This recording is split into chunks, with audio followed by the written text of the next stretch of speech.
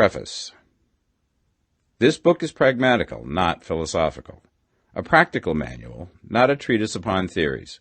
It is intended for the men and women whose most pressing need is for money, who wish to get rich first and philosophize afterward. It is for those who have, so far, found neither the time, the means, nor the opportunity to go deeply into the study of metaphysics, but who want results and who are willing to take the conclusions of science as a basis for action, without going into all the processes by which those conclusions were reached. It is expected that the reader will take the fundamental statements upon faith, just as he would take statements concerning a law of electrical action if they were promulgated by a Marconi or an Edison, and taking the statements upon faith, that he will prove their truth by acting upon them without fear or hesitation. Every man or woman who does this will certainly get rich, for the science herein applied is an exact science, and failure is impossible.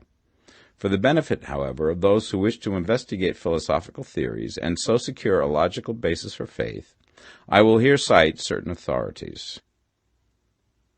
The monistic theory of the universe, the theory that one is all and that all is one, that one substance manifests itself as the seeming many elements of the material world, is of Hindu origin and has been gradually winning its way into the thought of the Western world for 200 years. It is the foundation of all the Oriental philosophies and of those of Descartes, Spinoza, Leibniz, Schopenhauer, Hegel, and Emerson. The reader who would dig to the philosophical foundations of this is advised to read Hegel and Emerson for himself. In writing this book, I have sacrificed all other considerations to plainness and simplicity of style, so that all might understand.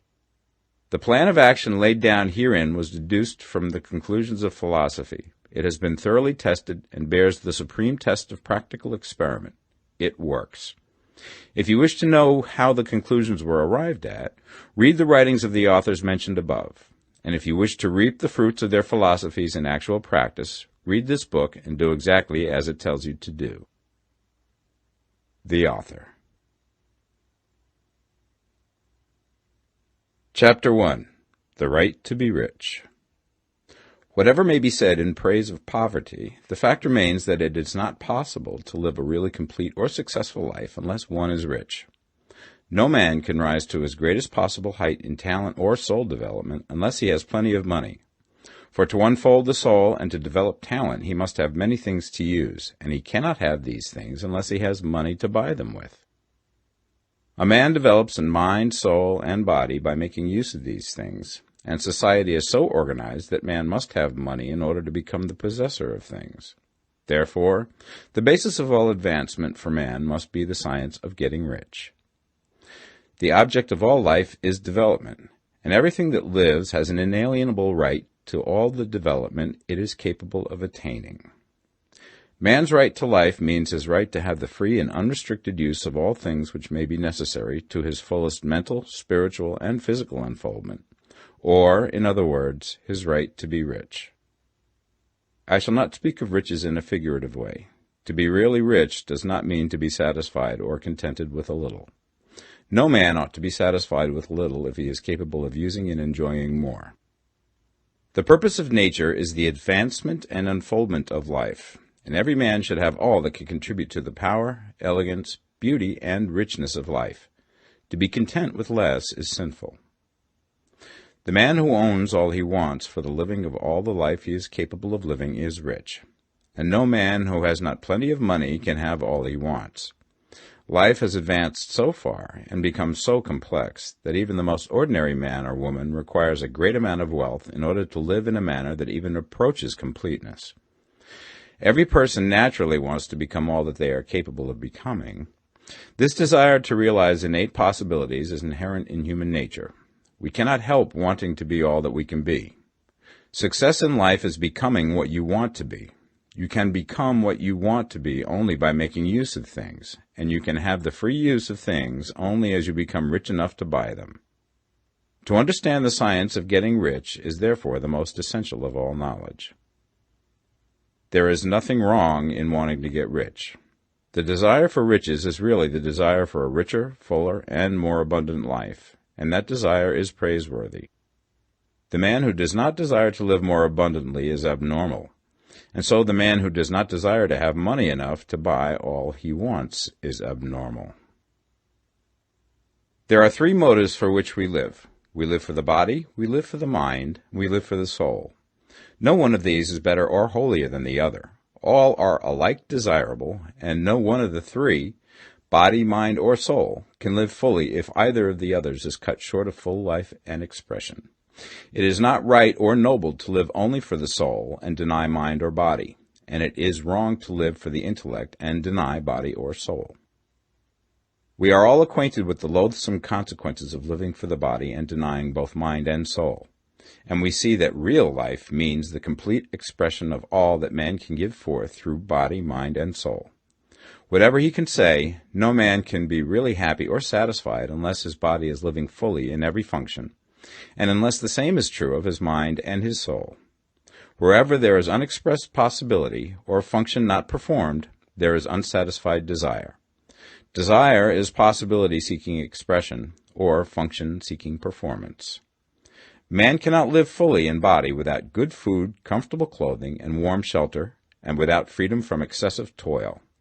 Rest and recreation are also necessary to his physical life. He cannot live fully in mind without books and time to study them, without opportunity for travel and observation, or without intellectual companionship. To live fully in mind, he must have intellectual recreations, and must surround himself with all the objects of art and beauty he is capable of using and appreciating. To live fully in soul, man must have love, and love is denied expression by poverty. A man's highest happiness is found in the bestowal of benefits on those he loves. Love finds its most natural and spontaneous expression in giving. The man who has nothing to give cannot fill his place as a husband or father, as a citizen or as a man. It is in the use of material things that a man finds full life for his body, develops his mind, and unfolds his soul. It is therefore of supreme importance to him that he should be rich. It is perfectly right that you should desire to be rich. If you are a normal man or woman, you cannot help doing so.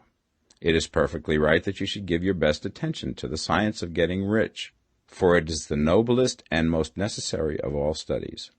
If you neglect this study, you are derelict in your duty to yourself, to God, and humanity, for you can render to God and humanity no greater service than to make the most of yourself.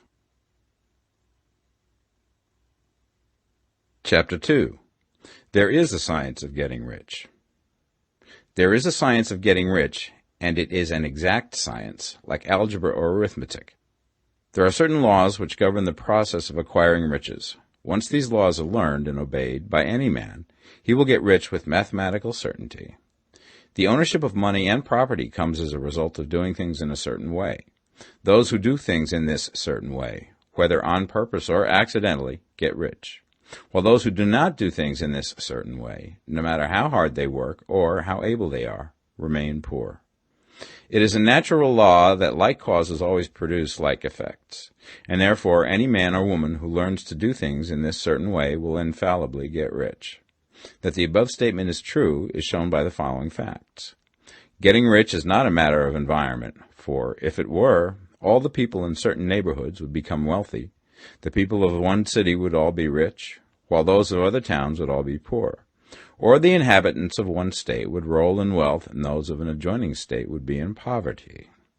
But everywhere we see rich and poor living side by side, in the same environment, and often engaged in the same vocations. When two men are in the same locality and in the same business, and one gets rich while the other remains poor, it shows that getting rich is not primarily a matter of environment. Some environments may be more favorable than others, but when two men in the same business are in the same neighborhood, and one gets rich while the other fails, it indicates that getting rich is the result of doing things in a certain way. And further, the ability to do things in this certain way is not due solely to the possession of talent, for many people who have great talent remain poor, while others who have very little talent get rich. Studying the people who have gotten rich, we find that they are an average lot in all respects, having no greater talents and abilities than other men. It is evident that they do not get rich because they possess talents and abilities that other men have not, but because they happen to do things in a certain way. Getting rich is not the result of saving or thrift. Many very penurious people are poor, while free spenders often get rich. Nor is getting rich due to doing things which others fail to do. For two men in the same business often do almost exactly the same things, and one gets rich while the other remains poor or becomes bankrupt. From all these things, we must come to the conclusion that getting rich is the result of doing things in a certain way. If getting rich is the result of doing things in a certain way, then any man or woman who can do things in that way can become rich, and the whole matter is brought within the domain of exact science. The question arises here whether this certain way may not be so difficult that only a few may follow it. This cannot be true, as we have seen, so far as natural ability is concerned. Talented people get rich, and blockheads get rich. Intellectually brilliant people get rich, and very stupid people get rich. Physically strong people get rich, and weak and sickly people get rich. Some degree of ability to think and understand is, of course, essential.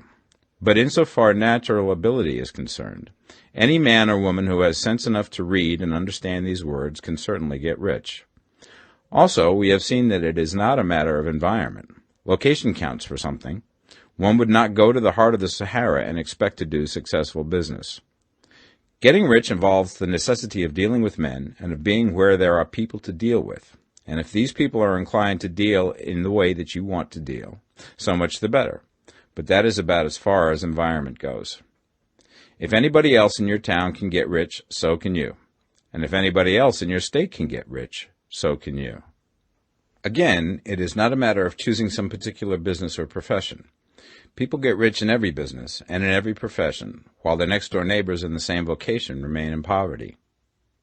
It is true that you will do best in a business which you like and which is congenial to you. And if you have certain talents which are well developed, you will do best in a business which calls for the exercise of those talents. Also, you will do best in a business which is suited to your locality. An ice cream parlor would do better in a warm climate than in Greenland, and a salmon fishery will succeed better in the Northwest than in Florida, where there are no salmon. But aside from these general limitations, getting rich is not dependent upon your engaging in some particular business, but upon your learning to do things in a certain way. If you are now in business and anybody else in your locality is getting rich in the same business, while you are not getting rich, it is because you are not doing things in the same way that the other person is doing them. No one is prevented from getting rich by lack of capital. True, as you get capital, the increase becomes more easy and rapid, but one who has capital is already rich and does not need to consider how to become so. No matter how poor you may be, if you begin to do things in a certain way, you will begin to get rich, and you will begin to have capital. The getting of capital is a part of the process of getting rich, and it is a part of the result which invariably follows the doing of things in a certain way. You may be the poorest man on the continent and be deeply in debt. You may have neither friends, influence, nor resources, but if you begin to do things in this way, you must infallibly begin to get rich, for the like causes must produce like effects. If you have no capital, you can get capital. If you're in the wrong business, you can get into the right business. If you're in the wrong location, you can go to the right location, and you can do so by beginning in your present business and in your present location, to do things in the certain way which causes success. Chapter 3. Is opportunity monopolized? No man is kept poor because opportunity has been taken away from him, because other people have monopolized the wealth and have put a fence around it. You may be shut off from engaging in business in certain lines, but there are other channels open to you. Probably it would be hard for you to get control of any of the great railroad systems. That field is pretty well monopolized, but the electric railway business is still in its infancy and offers plenty of scope for enterprise, and it will be but a very few years until traffic and transportation through the air will become a great industry, and in all its branches will give employment to hundreds of thousands and perhaps to millions of people. Why not turn your attention to the development of aerial transportation, instead of competing with J.J. Hill and others for a chance in the steam railway world? It is quite true that if you are a working man in the employ of the Steel Trust, you have very little chance of becoming the owner of the plant in which you work. But it is also true that if you will commence to act in a certain way, you can soon leave the employ of the Steel Trust. You can buy a farm from 10 to 40 acres and engage in business as a producer of foodstuffs. There is great opportunity at this time for men who will live upon small tracts of land and cultivate the same intensively. Such men will certainly get rich. You may say that it is impossible for you to get the land, but I'm going to prove to you that it is not impossible, and that you can certainly get a farm if you will go to work in a certain way. At different periods, the tide of opportunity sets in different directions, according to the needs of the whole, and the particular stage of social evolution which has been reached. At present, in America, it is setting towards agricultural and the allied industries and professions. Today, opportunity is open before the factory worker in his line. It is open before the businessman who supplies the farmer more than before the one who supplies the factory worker, and before the professional man who waits upon the farmer more than before the one who serves the working class. There is an abundance of opportunity for the man who will go with the tide instead of trying to swim against it. So the factory workers, either as individuals or as a class, are not deprived of opportunity. The workers are not being kept down by their masters. They are not being ground by the trusts and combinations of capital. As a class, they are where they are because they do not do things in a certain way. If the workers of America chose to do so, they could follow the example of their brothers in Belgium and other countries and establish great department stores and cooperative industries. They could elect men of their own class to office and pass laws favoring the development of such cooperative industries, and in a few years they could take peaceable possession of the industrial field. The working class may become the master class whenever they will begin to do things in a certain way. The law of wealth is the same for them as it is for all others. This they must learn, and they will remain where they are as long as they continue to do as they do. The individual worker, however, is not held down by the ignorance or the mental slothfulness of his class. He can follow the tide of opportunity to riches, and this book will tell him how. No one is kept in poverty by a shortness in the supply of riches. There is more than enough for all. A palace as large as the Capitol in Washington might be built for every family on earth from the building material in the United States alone. And under intensive cultivation, this country would produce wool, cotton, linen, and silk enough to clothe each person in the world finer than Solomon was arrayed in all his glory, together with food enough to feed them all luxuriously. The visible supply is practically inexhaustible, and the invisible supply really is inexhaustible. Everything you see on earth is made from one original substance, out of which all things proceed.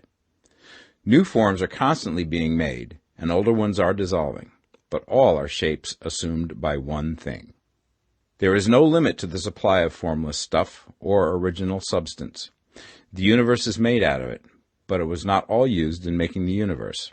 The spaces in, through, and between the forms of the visible universe are permeated and filled with the original substance, with the formless stuff, with the raw material of all things. 10,000 times as much has been made might still be made, and even then we should not have exhausted the supply of universal raw material.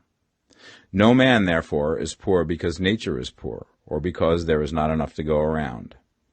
Nature is an inexhaustible storehouse of riches. The supply will never run short.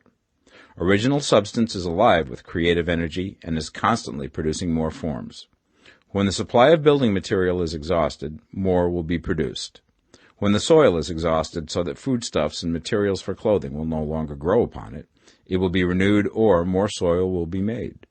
When all the gold and silver has been dug from the earth, if man is still in such a stage of social development that he needs gold and silver, more will be produced from the formless. The formless stuff responds to the needs of man. It will not let him be without any good thing. This is true of man collectively. The race as a whole is always abundantly rich, and if individuals are poor, it is because they do not follow the certain way of doing things which makes the individual man rich. The formless stuff is intelligent. It is stuff which thinks. It is alive and is always impelled towards more life. It is the natural and inherent impulse of life to seek to live more. It is the nature of intelligence to enlarge itself, and of consciousness to seek to extend its boundaries and find fuller expression. The universe of forms has been made by formless living substance, throwing itself into form in order to express itself more fully. The universe is a great living presence, always moving inherently towards more life and fuller functioning. Nature is formed for the advancement of life. Its impelling motive is the increase of life. For this cause, everything which can possibly minister to life is bountifully provided. There can be no lack unless God is to contradict himself and nullify his own works. You are not kept poor by lack in the supply of riches. It is a fact which I shall demonstrate a little further on, that even the resources of the formless supply are at the command of the man or woman who will act and think in a certain way. Chapter 4. The first principle in the science of getting rich. Thought is the only power which can produce tangible riches from the formless substance. The stuff from which all things are made is a substance which thinks, and a thought of form in this substance produces the form. Original substance moves according to its thoughts. Every form and process you see in nature is the visible expression of a thought in original substance. As the formless stuff thinks of a form, it takes that form. As it thinks of a motion, it makes that motion. That is the way all things were created. We live in a thought world, which is part of a thought universe. The thought of a moving universe extended through formless substance, and the thinking stuff moving according to that thought, took the form of systems of planets and maintains that form. Thinking substance takes the form of its thought and moves according to that thought. Holding the idea of a circling system of suns and worlds, it takes the form of these bodies and moves them as it thinks. Thinking the form of a slow-growing oak tree, it moves accordingly and produces the tree, though centuries may be required to do the work. In creating, the formless seems to move according to the lines of motion it has established.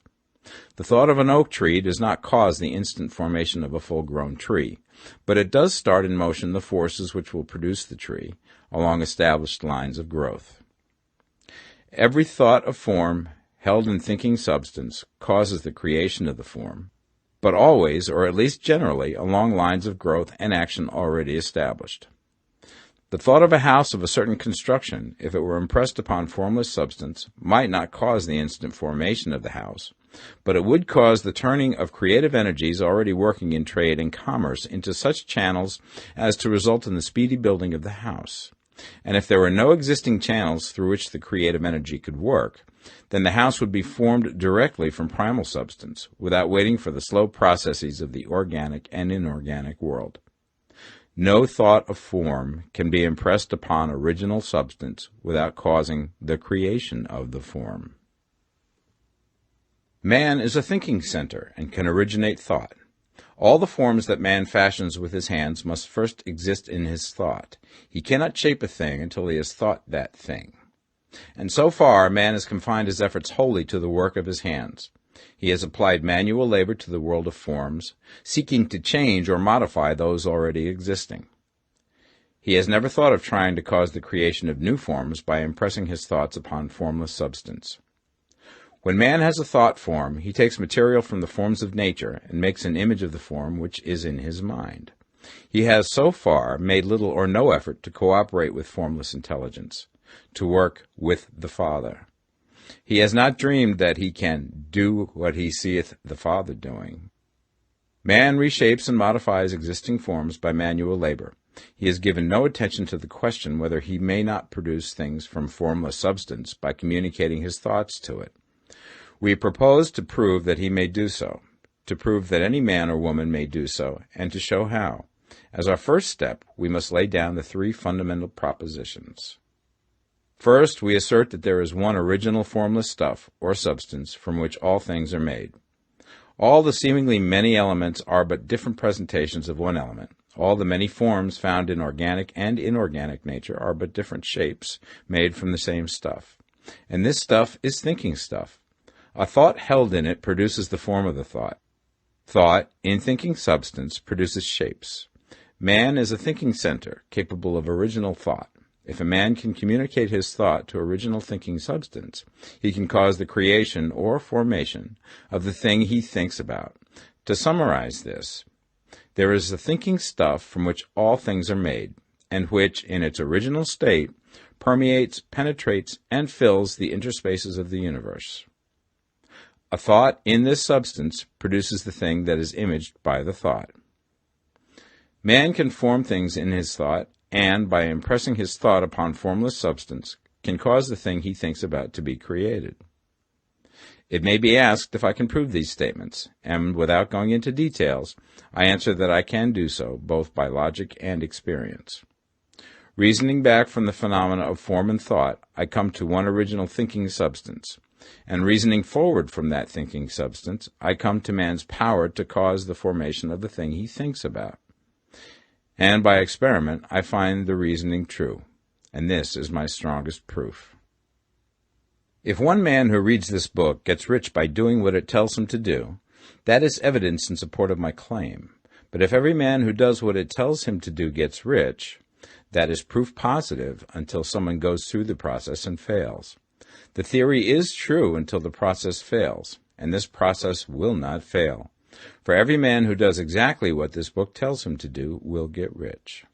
I have said that men get rich by doing things in a certain way, and in order to do so, men must become able to think in a certain way. A man's way of doing things is the direct result of the way he thinks about things. To do things in a way that you want to do them, you will have to acquire the ability to think the way you want to think. This is the first step towards getting rich. To think what you want to think is to think truth, regardless of appearances.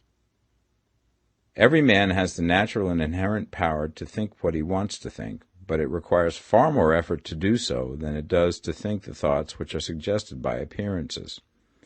To think according to appearance is easy. To think truth regardless of appearances is laborious, and requires the expenditure of more power than any other work man is called upon to perform. There is no labor from which most people shrink as they do from that of sustained and consecutive thought. It is the hardest work in the world. This is especially true when truth is contrary to appearances. Every appearance in the visible world tends to produce a corresponding form in the mind which observes it, and this can only be prevented by holding the thought of the truth. To look upon the appearance of disease will produce the form of disease in your own mind and ultimately in your body, unless you hold the thought of the truth, which is that there is no disease. It is only an appearance, and the reality is health. To look upon the appearances of poverty will produce corresponding forms in your own mind. Unless you hold to the truth that there is no poverty, there is only abundance. To think health when surrounded by the appearance of disease, or to think riches when in the midst of appearances of poverty, requires power. But he who acquires this power becomes a master mind. He can conquer fate. He can have what he wants.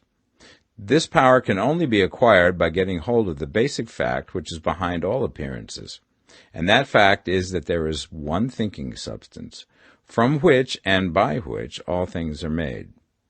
Then we must grasp the truth that every thought held in this substance becomes a form, and that man can so impress his thoughts upon it as to cause them to take form and become visible things. When we realize this, we lose all doubt and fear, for we know that we can create what we want to create, and we can get what we want to have, and can become what we want to be.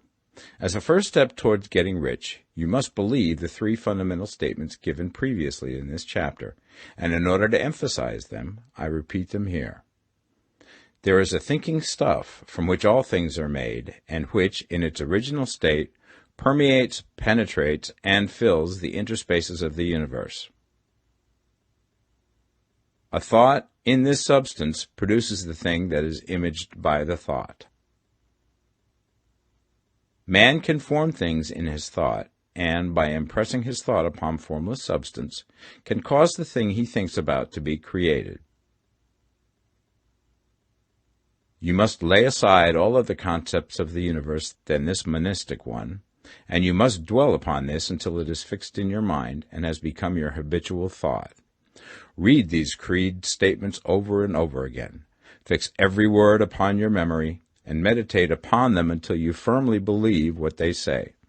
If a doubt comes to you, cast it aside as a sin. Do not listen to arguments against this idea. Do not go to churches or lectures where a contrary concept of things is taught or preached. Do not read magazines or books which teach a different idea. If you get mixed up in your faith, all your efforts will be in vain. Do not ask why these things are true, nor speculate as to how they can be true. Simply take them on trust. The science of getting rich begins with the absolute acceptance of this faith. Chapter 5. Increasing Life. You must get rid of the last vestige of the old idea that there is a deity whose will it is that you should be poor, or whose purposes may be served by keeping you in poverty.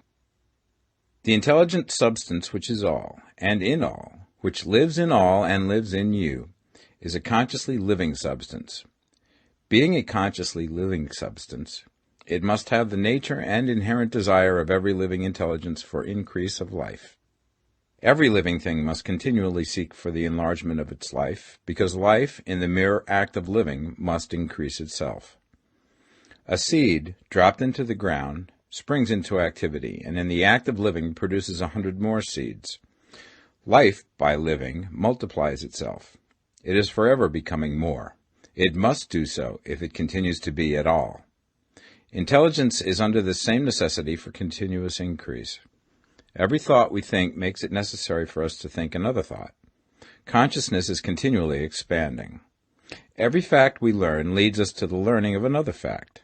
Knowledge is continually increasing. Every talent we cultivate brings to the mind the desire to cultivate another talent. We are subject to the urge of life, seeking expression, which ever drives us on to know more, to do more, and to be more. In order to know more, do more, and be more, we must have more. We must have things to use, for we learn and do and become only by using things. We must get rich so that we can live more. The desire for riches is simply the capacity for larger life seeking fulfillment. Every desire is the effort of an unexpressed possibility to come into action. It is power seeking to manifest which causes desire.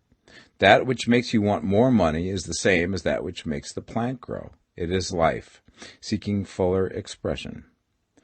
The one living substance must be subject to this inherent law of all life. It is permeated with the desire to live more. That is why it is under the necessity of creating things. The one substance desires to live more in you. Hence, it wants you to have all the things you can use. It is the desire of God that you should get rich. He wants you to get rich because he can express himself better through you if you have plenty of things to use in giving him expression. He can live more in you if you have unlimited command of the means of life. The universe desires you to have everything you want to have. Nature is friendly to your plans. Everything is naturally for you. Make up your mind that this is true. It is essential, however, that your purpose should harmonize with the purpose that is in all. You must want real life, not mere pleasure of sensual gratification. Life is the performance of function, and the individual really lives only when he performs every function, physical, mental, and spiritual, of which he is capable, without excess in any. You do not want to get rich in order to live swinishly, for the gratification of animal desires, that is not life. But the performance of every physical function is a part of life, and no one lives completely who denies the impulses of the body a normal and healthful expression. You do not want to get rich solely to enjoy mental pleasures, to get knowledge, to gratify ambition, to outshine others, to be famous. All these are a legitimate part of life, but the man who lives for the pleasures of the intellect alone will only have a partial life, and he will never be satisfied with his lot. You do not want to get rich solely for the good of others, to lose yourself for the salvation of mankind, to experience the joys of philanthropy and sacrifice. The joys of the soul are only a part of life, and they are no better or nobler than any other part. You want to get rich in order that you may eat, drink, and be merry when it is time to do these things, in order that you may surround yourself with beautiful things, see distant lands, feed your mind, and develop your intellect, in order that you may love men and do kind things, and be able to play a good part in helping the world to find truth. But remember that extreme altruism is no better and no nobler than extreme selfishness. Both are mistakes. Get rid of the idea that God wants you to sacrifice yourself for others, and that you can secure his favor by doing so. God requires nothing of the kind. What he wants is that you should make the most of yourself, for yourself and for others, and you can help others more by making the most of yourself than in any other way. You can make the most of yourself only by getting rich, so it is right and praiseworthy that you should give your first and best thought to the work of acquiring wealth. Remember, however, that the desire of substance is for all, and its movements must be for more life to all. It cannot be made to work for less life to any, because it is equally in all, seeking riches and life. Intelligent substance will make things for you, but it will not take things away from someone else and give them to you. You must get rid of the thought of competition. You are to create, not to compete for what is already created. You do not have to take anything away from anyone. You do not have to drive sharp bargains. You do not have to cheat or to take advantage. You do not need to let any man work for you for less than he earns. You do not have to covet the property of others or to look at it with wishful eyes. No man has anything of which you cannot have the like, and that without taking what he has away from him. You are to become a creator, not a competitor. You are going to get what you want, but in such a way that when you get it, every other man will have more than he has now. I am aware that there are men who get a vast amount of money by proceeding in direct opposition to the statements in the paragraph above, and may add a word of explanation here. Men of the plutocratic type, who become very rich, do so sometimes purely by their extraordinary ability on the plane of competition, and sometimes they unconsciously relate themselves to substance and its great purposes and movements for the general racial upbuilding through industrial evolution. Rockefeller, Carnegie, Morgan, et al. Have been the unconscious agents of the supreme in the necessary work of systematizing and organizing productive industry, and, in the end, their work will contribute immensely towards increased life for all. Their day is nearly over, they have organized production, and will soon be succeeded by the agents of the multitude, who will organize the machinery of distribution. The multimillionaires are like the monster reptiles of the prehistoric eras. They play a necessary part in the evolutionary process, but the same power which produced them will dispose of them, and it is well to bear in mind that they have never been really rich. A record of the private lives of most of this class will show that they have really been the most abject and wretched of the poor. Riches secured on the competitive plane are never satisfactory and permanent. They are yours today and another's tomorrow. Remember, if you are to become rich in a scientific and certain way, you must rise entirely out of the competitive thought. You must never think for a moment that the supply is limited. Just as soon as you begin to think that all the money is being cornered and controlled by bankers and others, and that you must exert yourself to get laws passed to stop this process, and so on, in that moment you drop into the competitive mind, and your power to cause creation is gone for the time being. And what is worse, you will probably arrest the creative movements you have already instituted. Know that there are countless millions of dollars worth of gold in the mountains of the earth, not yet brought to light, and know that if there were not, more would be created from thinking substance to supply your needs. Know that the money you need will come, even if it is necessary for 1,000 men to be led to the discovery of new gold mines tomorrow. Never look at the visible supply. Look always at the limitless riches in formless substance, and know that they are coming to you as fast as you can receive and use them. Nobody, by cornering the visible supply, can prevent you from getting what is yours. So never allow yourself to think for an instant that all the best building spots will be taken before you get ready to build your house, unless you hurry. Never worry about the trusts and combines, and get anxious for fear that they will soon come to own the whole earth. Never get afraid that you will lose what you want because some other person beat you to it. That cannot possibly happen. You are not seeking anything that is possessed by anybody else. You are causing what you want to be created from formless substance, and the supply is without limits. Stick to the formulated statement. There is a thinking stuff from which all things are made, and which, in its original state, permeates, penetrates, and fills the interspaces of the universe. A thought in this substance produces the thing that is imaged by the thought. Man can form things in his thought, and by impressing his thought upon formless substance, can cause the thing he thinks about to be created. Chapter 6. How Riches Come to You. When I say that you do not have to drive sharp bargains, I do not mean that you do not have to drive any bargains at all, or that you are above the necessity for having any dealings with your fellow men. I mean that you will not need to deal with them unfairly. You do not have to get something for nothing, but can give to every man more than you take from him. You cannot give every man more in cash market value than you take from him, but you can give him more in use value than the cash value of the thing you take from him. The paper, ink, and other material in this book may not be worth the money you pay for it, but if the ideas suggested by it bring you thousands of dollars, you have not been wronged by those who sold it to you. They have given you a great use value for a small cash value. Let us suppose that I own a picture by one of the great artists, which in any civilized community is worth thousands of dollars. I take it to Baffin Ray, and by salesmanship induce an Eskimo to give a bundle of furs worth $500 for it. I have really wronged him, for he has no use for the picture. It has no value to him. It will not add to his life. But suppose I give him a gun worth $50 for his furs. Then he has made a good bargain. He has use for the gun. It will get him many more furs and much food. It will add to his life in every way. It will make him rich. When you rise from the competitive to the creative plane, you can scan your business transactions very strictly, and if you are selling any man anything which does not add more to his life than the thing he gives you in exchange, you can afford to stop it. You do not have to beat anybody in business, and if you are in a business which does beat people, get out of it at once. Give every man more in use value than you take from him in cash value. Then you are adding to the life of the world by every business transaction. If you have people working for you, you must take from them more in cash value than you pay them in wages. But you can so organize your business that it will be filled with the principle of advancement, and so that each employee who wishes to do so may advance a little every day. You can make your business do for your employees what this book is doing for you.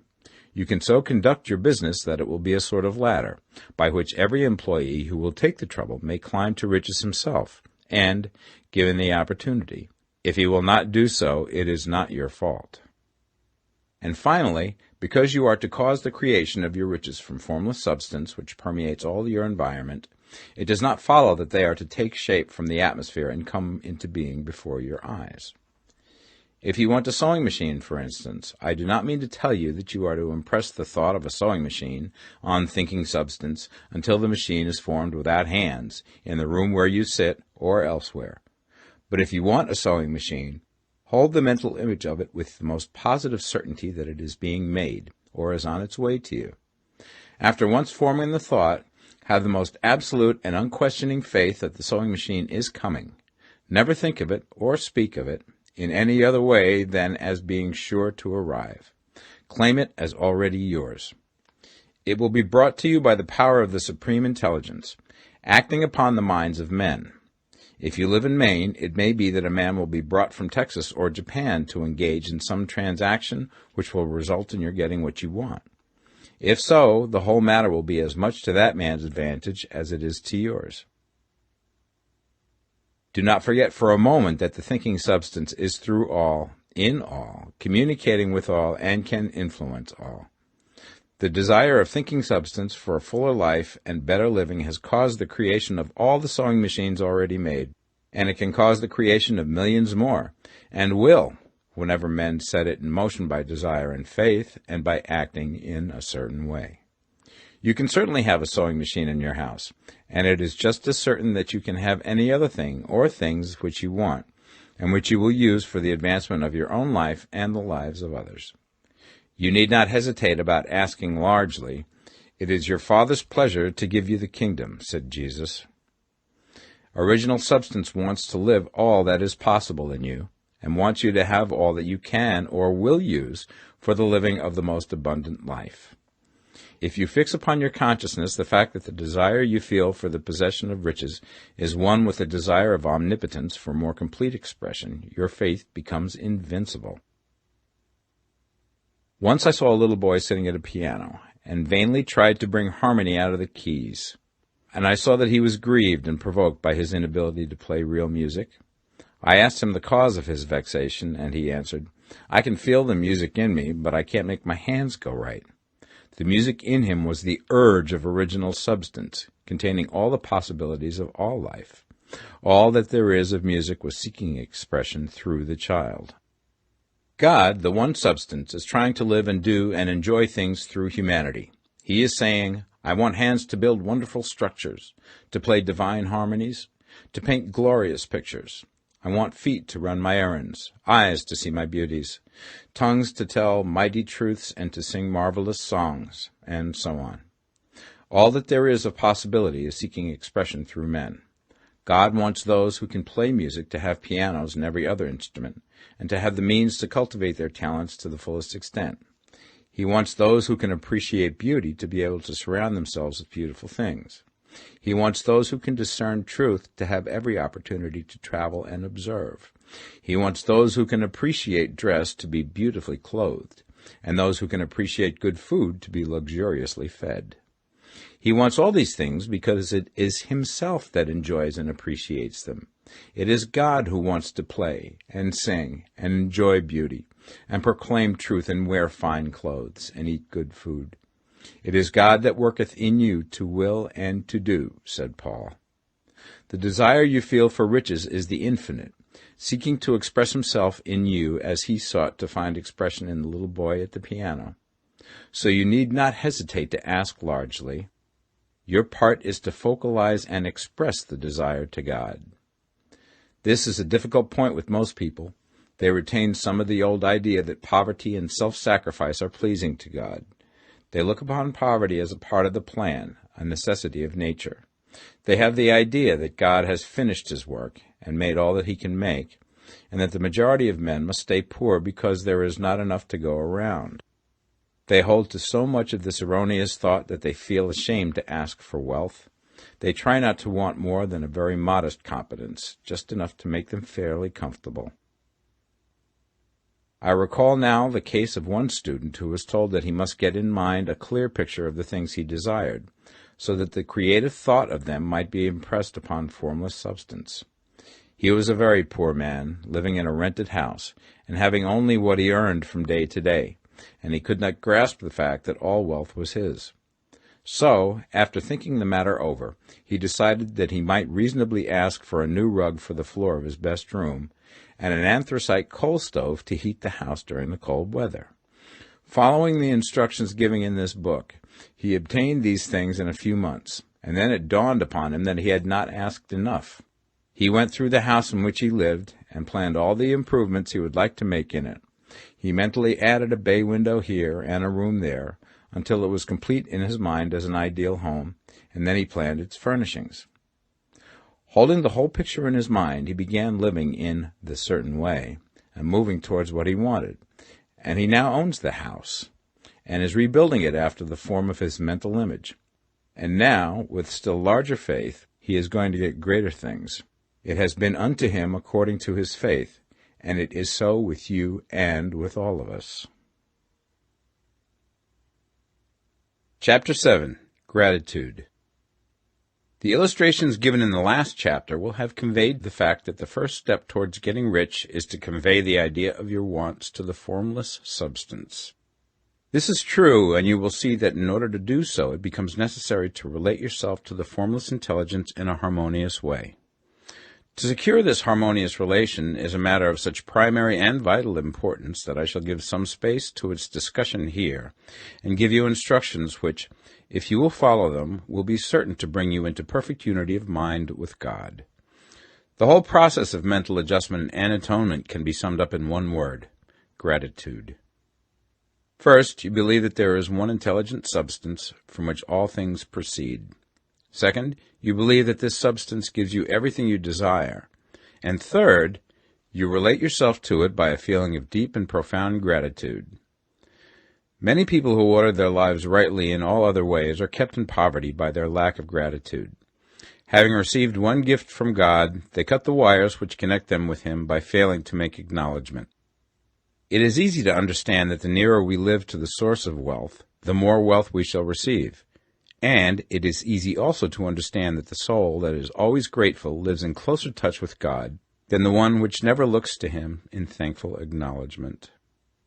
The more gratefully we fix our minds on the Supreme when good things come to us, the more good things we will receive, and the more rapidly they will come.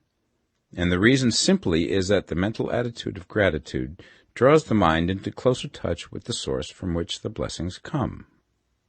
If it is a new thought to you that gratitude brings your whole mind into closer harmony with the creative energies of the universe, Consider it well, and you will see that it is true. The good things you already have come to you along the line of obedience to certain laws. Gratitude will lead your mind out along the ways by which things come, and it will keep you in close harmony with creative thought and prevent you from falling into competitive thought. Gratitude alone can keep you looking towards the all, and prevent you from falling into the error of thinking of the supply as limited, and to do that would be fatal to your hopes. There is a law of gratitude, and it is absolutely necessary that you should observe the law if you are to get the results you seek. The law of gratitude is the natural principle that action and reaction are always equal, and in opposite directions. The grateful outreaching of your mind in thankful praise to the Supreme is a liberation or expenditure of force. It cannot fail to reach that to which it is addressed, and the reaction is an instantaneous movement towards you. Draw nigh unto God, and he will draw nigh unto you. That is a statement of psychological truth.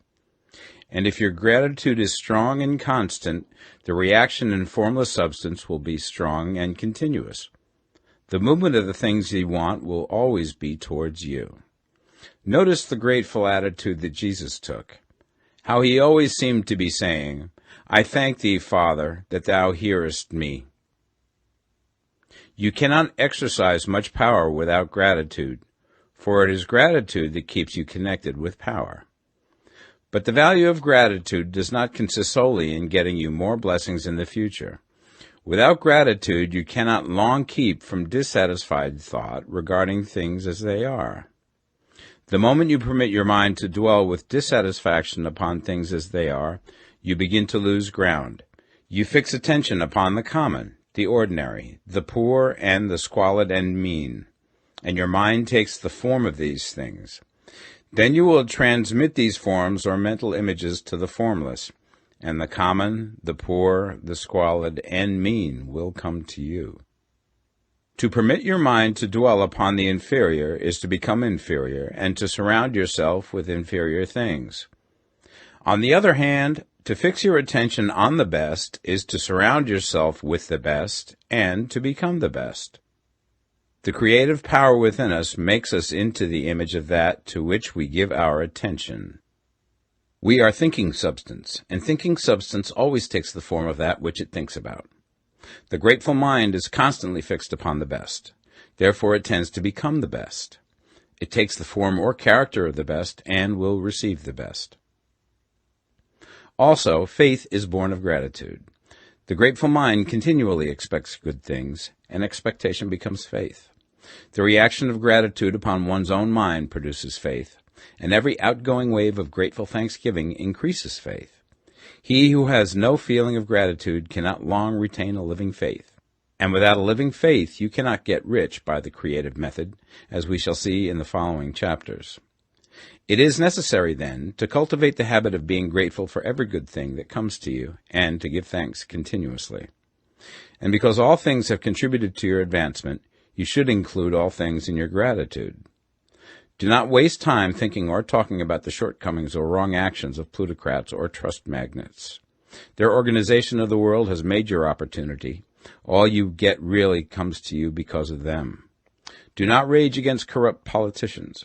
If it were not for politicians, we should fall into anarchy, and your opportunity would be greatly lessened.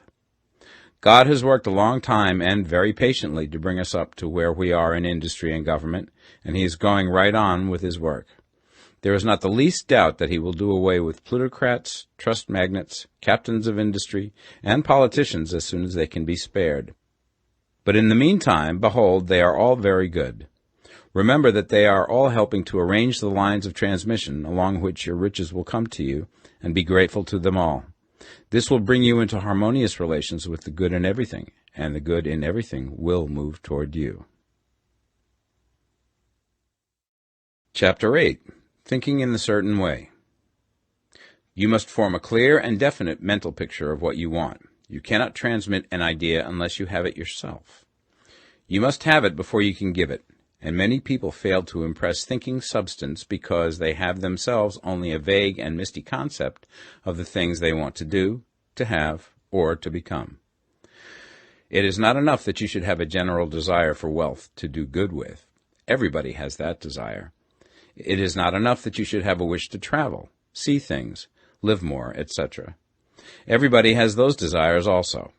If you were going to send a wireless message to a friend, you would not send the letters of the alphabet in their order and let him construct the message for himself, nor would you take words at random from the dictionary. You would send a coherent sentence, one which meant something.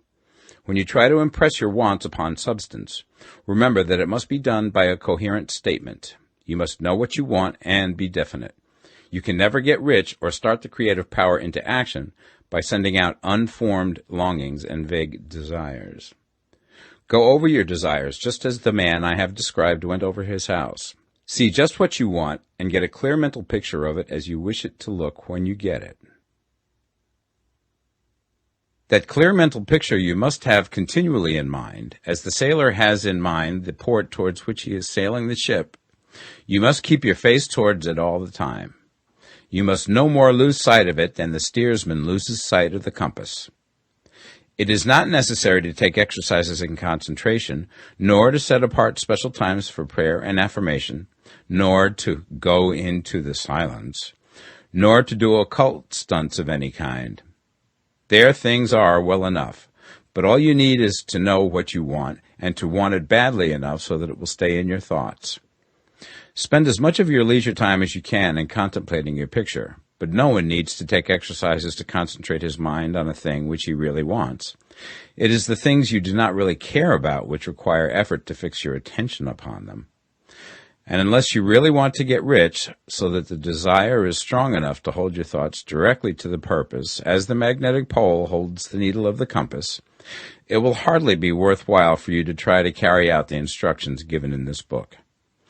The methods herein set forth are for people whose desire for riches is strong enough to overcome mental laziness and the love of ease, and make them work. The more clear and definite you make your pictures then, and the more you dwell upon it, bringing out all of its delightful details, the stronger your desire will be.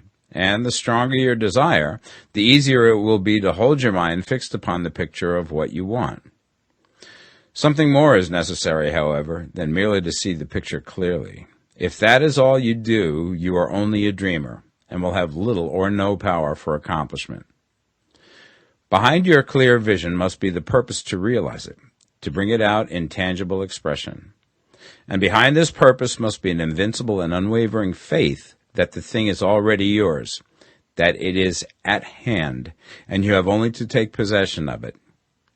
Live in the new house mentally until it takes form around you physically. In the mental realm, enter at once into full enjoyment of the things you want.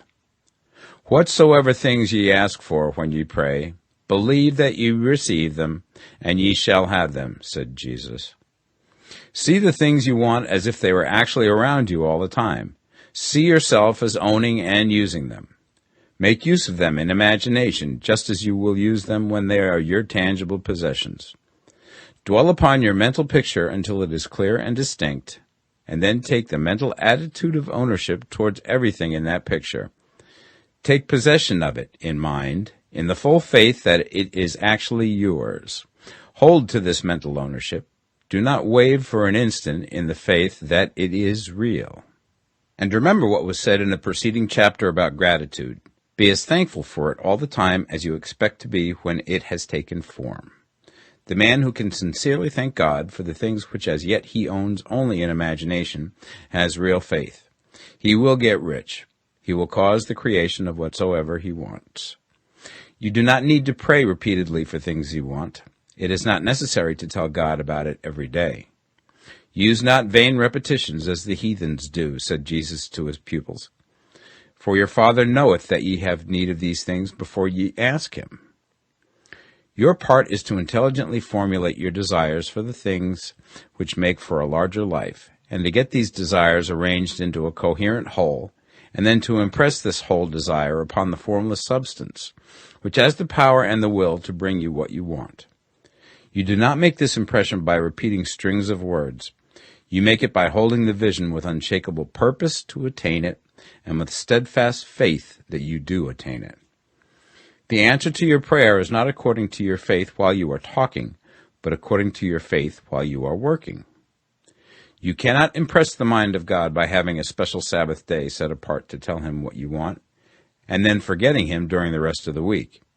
You cannot impress him by having special hours to go into your closet and pray, if you then dismiss the matter from your mind until the hour of prayer comes again.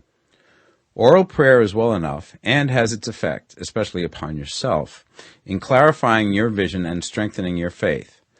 But it is not your oral petitions which get you what you want. In order to get rich, you do not need a sweet hour of prayer. You need to pray without ceasing. And by prayer I mean holding steadily to your vision, with the purpose to cause its creation into solid form, and the faith that you are doing so. Believe that ye receive them. The whole matter turns on receiving, once you have clearly formed your vision. When you have formed it, it is well to make an oral statement, addressing the Supreme in reverent prayer, and from that moment you must, in mind, receive what you ask for. Live in the new house, wear the fine clothes, ride in the automobile, go on the journey, and confidently plan for greater journeys. Think and speak of all things you have asked for in terms of actual present ownership. Imagine an environment and a financial condition exactly as you want them, and live all the time in that imaginary environment and financial condition. Mind, however, that you do not do this as a mere dreamer and castle builder. Hold to the faith that the imaginary is being realized, and to the purpose to realize it. Remember that it is faith and purpose in the use of imagination which makes the difference between the scientist and the dreamer. And having learned this fact, it is here that you must learn the proper use of the will. Chapter 9. How to Use the Will. To set about getting rich in a scientific way, you do not try to apply your willpower to anything outside of yourself. You have no right to do so anyway. It is wrong to apply your will to other men and women in order to get them to do what you wish done. It is as flagrantly wrong to coerce people by mental power as it is to coerce them by physical power. If compelling people by physical force to do things for you reduces them to slavery, compelling them by mental means accomplishes exactly the same thing. The only difference is in methods. If taking things from people by physical force is robbery, then taking things by mental force is robbery also. There is no difference in principle. You have no right to use your willpower upon another person, even for his own good, for you do not know what is for his good. The science of getting rich does not require you to apply power or force to any other person in any way whatsoever. There is not the slightest necessity for doing so. Indeed, any attempt to use your will upon others will only tend to defeat your purpose. You do not need to apply your will to things in order to compel them to come to you. That would simply be trying to coerce God, and would be foolish and useless, as well as irreverent. You do not have to compel God to give you good things, any more than you have to use your willpower to make the sun rise. You do not have to use your willpower to conquer an unfriendly deity, or to make stubborn and rebellious forces do your bidding. Substance is friendly to you, and is more anxious to give you what you want than you are to get it. To get rich, you need only to use your willpower upon yourself. When you know what to think and do, then you must use your will to compel yourself to think and do the right things. That is the legitimate use of the will in getting what you want, to use it in holding yourself to the right course. Use your will to keep yourself thinking and acting in the certain way. Do not try to project your will or thoughts or your mind out into space to act on things or people. Keep your mind at home. It can accomplish more there than elsewhere. Use your mind to form a mental image of what you want and to hold that vision with faith and purpose, and use your will to keep your mind working in the right way. The more steady and continuous your faith and purpose, the more rapidly you will get rich, because you will make only positive impressions upon substance, and you will not neutralize or offset them by negative impressions. The picture of your desires, held with faith and purpose, is taken up by the formless, and permeates it to great distances throughout the universe, for all I know. As this impression spreads, all things are set moving towards its realizations. Every living thing, every inanimate thing, and the things yet uncreated, are stirred towards bringing into being that which you want. All forces begin to be exerted in that direction. All things begin to move towards you. The minds of people everywhere are influenced towards doing the things necessary to the fulfilling of your desires, and they work for you unconsciously. But you can check all this by starting a negative impression in the formless substance. Doubt or unbelief is as certain to start a movement away from you as faith and purpose are to start one towards you. It is by not understanding this that most people who try to make use of mental science in getting rich make their failure. Every hour and moment you spend in giving heeds to doubts and fears. Every hour you spend in worry, every hour in which your soul is possessed by unbelief, sets a current away from you in the whole domain of intelligent substance. All the promises are unto them that believe, and unto them only. Notice how insistent Jesus was upon this point of belief, and now you know the reason why. Since belief is all important, it behooves you to guard your thoughts, and as your beliefs will be shaped to a very great extent by the things you observe and think about, it is important that you should command your attention. And here the will comes into use, for it is by your will that you determine upon what things your attention shall be fixed. If you want to become rich, you must not make a study of poverty. Things are not brought into being by thinking about their opposites. Health is never to be attained by studying disease and thinking about disease. Righteousness is not to be promoted by studying sin and thinking about sin. And no one ever got rich by studying poverty and thinking about poverty. Medicine as a science of disease has increased disease. Religion as a science of sin has promoted sin. And economics as a study of poverty will fill the world with wretchedness and want. Do not talk about poverty. Do not investigate it or concern yourself with it.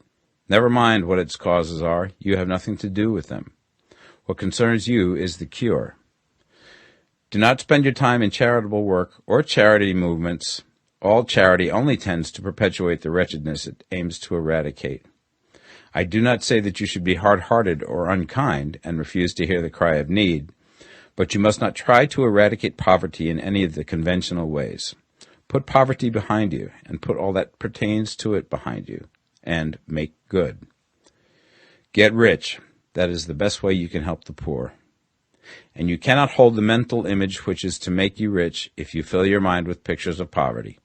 Do not read books or papers which give circumstantial accounts of the wretchedness of the tenement dwellers, of the horrors of child labor, and so on. Do not read anything which fills your mind with gloomy images of want and suffering.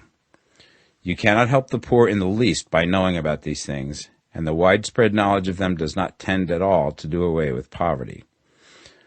What tends to do away with poverty is not getting the pictures of poverty into your mind, but getting pictures of wealth into the minds of the poor.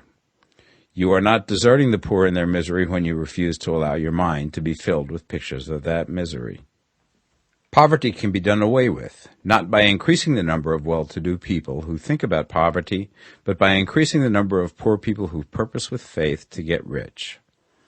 The poor do not need charity, they need inspiration. Charity only sends them a loaf of bread to keep them alive in their wretchedness, or give them an entertainment to make them forget for an hour or two. But inspiration will cause them to rise out of their misery. If you want to help the poor, demonstrate to them that they can become rich. Prove it by getting rich yourself. The only way in which poverty will ever be banished from this world is by getting a large and constantly increasing number of people to practice the teachings of this book. People must be taught to become rich by creation, not by competition. Every man who becomes rich by competition throws down behind him the ladder by which he rises and keeps others down. But every man who gets rich by creation opens a way for thousands to follow him and inspires them to do so. You are not showing hardness of heart or an unfeeling disposition when you refuse to pity poverty, see poverty, read about poverty, or think or talk about it, or to listen to those who do talk about it. Use your willpower to keep your mind off the subject of poverty and to keep it fixed with faith and purpose on the vision of what you want. Chapter 10. Further Use of the Will. You cannot retain a true and clear vision of wealth if you are constantly turning your attention to opposing pictures, whether they be external or imaginary. Do not tell of your past troubles of a financial nature, if you have had them. Do not think of them at all. Do not tell of the poverty of your parents, or the hardships of your early life. To do any of these things is to mentally class yourself with the poor for the time being, and it will certainly check the movement of things in your direction. Let the dead bury their dead, as Jesus said. Put poverty and all things that pertain to poverty completely behind you. You have accepted a certain theory of the universe as being correct, and are resting all your hopes of happiness on its being correct. And what can you gain by giving heed to conflicting theories? Do not read religious books which tell you that the world is soon coming to an end, and do not read the writing of muckrakers and pessimistic philosophers who tell you that it is going to the devil. The world is not going to the devil. It is going to God. It is wonderful becoming. True, there may be a good many things in existing conditions which are disagreeable, but what is the use of studying them when they are certainly passing away, and when the study of them only tends to check their passing and keep them with us? Why give time and attention to things which are being removed by evolutionary growth, when you can hasten their removal only by promoting the evolutionary growth as far as your part of it goes? No matter how horrible and seeming may be the conditions in certain countries, sections, or places, you waste your time and destroy your own chances by considering them. You should interest yourself in the world's becoming rich. Think of the riches in the world as coming to, instead of the poverty it is growing out of. And bear in mind that the only way in which you can assist the world in growing rich is by growing rich yourself through creative method, not the competitive one. Give your attention wholly to riches. Ignore poverty. Whenever you think or speak of those who are poor, think and speak of them as those who are becoming rich, as those who are to be congratulated rather than pitied. Then they and others will catch the inspiration and begin to search for the way out. Because I say that you are to give your whole time and mind and thought to riches, it does not follow that you are to be sordid or mean. To become really rich is the noblest aim you can have in life, for it includes everything else. On the competitive plane, the struggle to get rich is a godless scramble for power over other men. But when we come into the creative mind, all this is changed. All that is possible in the way of greatness and soul unfoldment, of service and lofty endeavor, comes by way of getting rich. All is made possible by the use of things.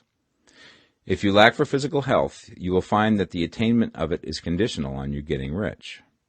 Only those who are emancipated from financial worry and who have the means to live a carefree existence and follow hygienic practices can have and retain health.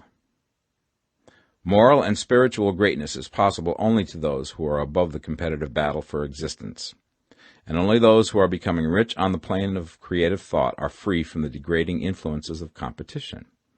If your heart is set on domestic happiness, remember that love flourishes best when there is refinement, a high level of thought, and freedom from corrupting influences. And these are to be found only where riches are attained by the exercise of creative thought, without strife or rivalry. You can aim at nothing so great or noble, I repeat, as to become rich, and you must fix your attention upon your mental picture of riches, to the exclusion of all that may tend to dim or obscure the vision. You must learn to see the underlying truth in all things. You must see beneath all seemingly wrong conditions the great one life, ever moving forward towards fuller expression and more complete happiness. It is the truth that there is no such thing as poverty, that there is only wealth. Some people remain in poverty because they are ignorant of the fact that there is wealth for them, and these can best be taught by showing them the way to affluence in your own person and practice. Others are poor because, while they feel that there is a way out, they are too intellectually indolent to put forth the mental effort necessary to find that way and by travel it. Others still are poor because, while they have some notion of science, they have become so swamped and lost in the maze of metaphysical and occult theories that they do not know which road to take. They try a mixture of many systems and fail in all. For these, again, the very best thing to do is to show the right way in your own person and practice. An ounce of doing things is worth a pound of theorizing. The very best thing you can do for the whole world is to make the most of yourself. You can serve God and man in no more effective way than by getting rich. That is, if you get rich by the creative method and not by the competitive one. Another thing. We assert that this book gives in detail the principles of the science of getting rich. And if that is true, you do not need to read any other book upon the subject. This may sound narrow and egotistical, but consider. There is no more scientific method of computation in mathematics than by addition, subtraction, multiplication, and division. No other method is possible. There can be but one shortest distance between 2 points. There is only one way to think scientifically, and that is to think in the way that leads by the most direct and simple route to the goal. No man has yet formulated a briefer or less complex system than the one set forth herein. It has been stripped of all non-essentials. When you commence on this, lay all others aside. Put them out of your mind altogether. Read this book every day. Keep it with you. Commit it to memory, and do not think about other systems and theories. If you do, you will begin to have doubts, and to be uncertain and wavering in your thought, and then you will begin to make failures. After you have made good and become rich, you may study other systems as much as you please. But until you are quite sure that you have gained what you want, do not read anything on this line but this book, unless it be the authors mentioned in the preface. And read only the most optimistic comments on the world's news, those in harmony with your picture. Also, postpone your investigations into the occult. Do not dabble in theosophy, spiritualism, or kindred studies. It is very likely that the dead still live and are near, but if they are, let them alone. Mind your own business. Wherever the spirits of the dead may be, they have their own work to do and their own problems to solve, and we have no right to interfere with them. We cannot help them, and it is very doubtful whether they can help us, or whether we have any right to trespass upon their time if they can. Let the dead and the hereafter alone, and solve your own problem. Get rich. If you begin to mix with the occult, you will start mental cross-currents which will surely bring your hopes to shipwreck. Now, this and the preceding chapters have brought us to the following statement of basic facts. There is a thinking stuff from which all things are made, and which, in its original state, permeates, penetrates, and fills the interspaces of the universe. A thought in this substance produces the thing that is imaged by the thought. Man can form things in his thought, and, by impressing his thought upon formless substance, can cause the thing he thinks about to be created. In order to do this, man must pass from the competitive to the creative mind. He must form a clear mental picture of the things he wants, and hold this picture in his thoughts with the fixed purpose to get what he wants, and the unwavering faith that he does get what he wants, closing his mind against all that may tend to shake his purpose, dim his vision, or quench his faith. And in addition to all this, we shall now see that he must live and act in a certain way. Chapter 11. Acting in the Certain Way. Thought is the creative power, or the impelling force which causes the creative power to act. Thinking in a certain way will bring riches to you, but you must not rely upon thought alone, paying no attention to personal action. That is the rock upon which many otherwise scientific metaphysical thinkers meet shipwreck, the failure to connect thought with personal action. We have not yet reached the stage of development, even supposing such a stage to be possible, in which man can create directly from formless substance without nature's processes or the work of human hands. Man must not only think, but his personal action must supplement his thought. By thought you can cause the gold in the hearts of the mountains to be impelled towards you, but it will not mine itself, refine itself, coin itself into double eagles, and come rolling along the roads seeking its way into your pocket. Under the impelling power of the Supreme Spirit, men's affairs will be so ordered that someone will be led to mine the gold for you. Other men's business transactions will be so directed that the gold will be brought toward you, and you must so arrange your own business affairs that you may be able to receive it when it comes to you. Your thought makes all things, animate and inanimate, work to bring you what you want, but your personal activity must be such that you can rightly receive what you want when it reaches you. You are not to take it as charity, nor to steal it. You must give every man more in use value than he gives you in cash value. The scientific use of thought consists in forming a clear and distinct mental image of what you want, in holding fast to the purpose to get what you want, and in realizing with grateful faith that you do get what you want. Do not try to project your thought in any mysterious or occult way, with the idea of having it go out and do things for you. That is a wasted effort and will weaken your power to think with sanity. The action of thought in getting rich is fully explained in the preceding chapters. Your faith and purpose positively impress your vision upon formless substance, which has the same desire for more life that you have. And this vision, received from you, sets all the creative forces at work in and through their regular channels of action, but directed towards you. It is not your part to guide or supervise the creative process. All you have to do with that is to retain your vision, stick to your purpose, and maintain your faith and gratitude. But you must act in a certain way, so that you can appropriate what is yours when it comes to you, so that you can meet the things you have in your picture and put them in their proper places as they arrive. You can really see the truth of this. When things reach you, they will be in the hands of other men, who will ask an equivalent for them. And you can only get what is yours by giving the other man what is his. Your pocketbook is not going to be transformed into a Fortunato's purse, which shall be always full of money without effort on your part. This is the crucial point in the science of getting rich. Right here, where thought and personal action must be combined.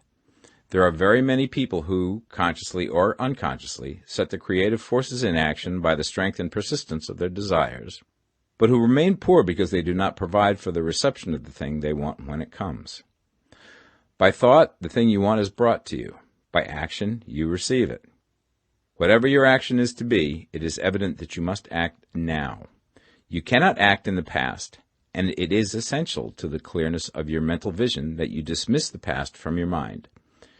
You cannot act in the future, for the future is not here yet, and you cannot tell how you will want to act in any future contingency until that contingency has arrived. Because you are not in the right business or the right environment now, do not think that you must postpone action until you get into the right business or environment. And do not spend time in the present taking thought as to the best course in possible future emergencies. Have faith in your ability to meet any emergency when it arrives. If you act in the present with your mind on the future, your present action will be with a divided mind and will not be effective. Put your whole mind into present action. Do not give your creative impulse to original substance, and then sit down and wait for results. If you do, you will never get them. Act now. There is never any time but now, and there never will be any time but now.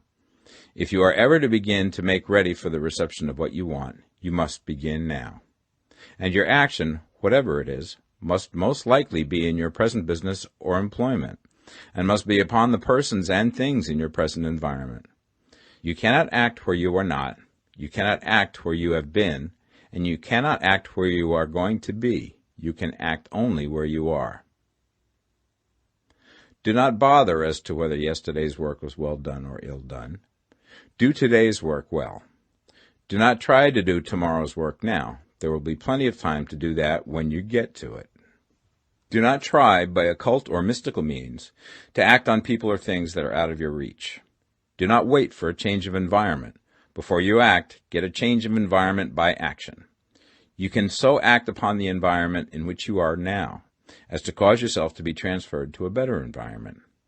Hold with faith and purpose the vision of yourself in the better environment, but act upon your present environment with all your heart and with all your strength and with all your mind. Do not spend any time in daydreaming or castle building. Hold to the one vision of what you want and act now. Do not cast about seeking some new thing to do, or some strange, unusual, or remarkable action to perform as a first step towards getting rich. It is probable that your actions, at least for some time to come, will be those you have been performing for some time past, but you are to begin now to perform these actions in a certain way, which will surely make you rich. If you are engaged in some business and feel that it is not the right one for you, do not wait until you get into the right business before you begin to act. Do not feel discouraged or sit down and lament because you are misplaced. No man was ever so misplaced that he could not find the right place, and no man ever became so involved in the wrong business but that he could get into the right business.